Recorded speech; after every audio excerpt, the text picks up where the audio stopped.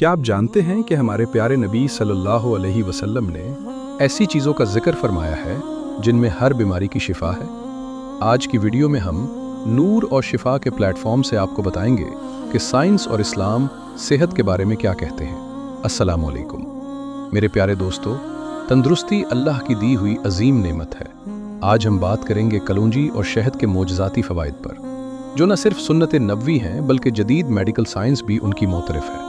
हदीस मुबारका है कि कलौंजी में मौत के सिवा हर बीमारी के लिए शिफा है। जदीद तहकीक के मुताबिक ये हमारे मुदाफ़ती निज़ाम को फौलादी बनाती है।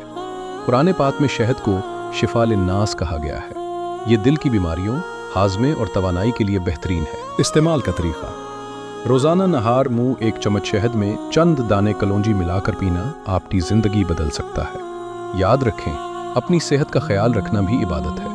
जब हम एक सेहतमंद जिस्म के साथ अल्लाह की इबादत करते हैं तो उसका सुकून ही अलग होता है। आज ही से अपनी ज़िंदगी में इन कुदरती नुस्खों को शामिल करें। अगर आपको ये मालूमात पसंद आई हों तो इस वीडियो को सदका जारिया समझकर शेयर करें और नूर और शिफा को सब्सक्राइब करना न भूलें। अल्लाह आपको हमेशा तंदुरुस्त और खुश रखे। अल्लाह हाफिज़।